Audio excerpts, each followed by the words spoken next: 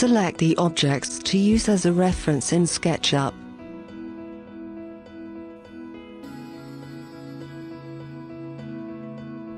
Launch the integration process. Now create your 3D model.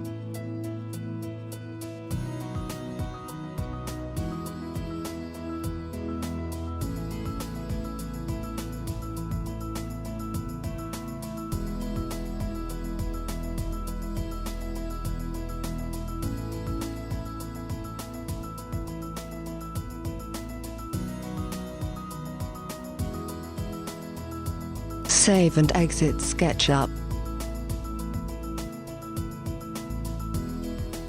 You will now find the 3D object fully integrated in the project catalog.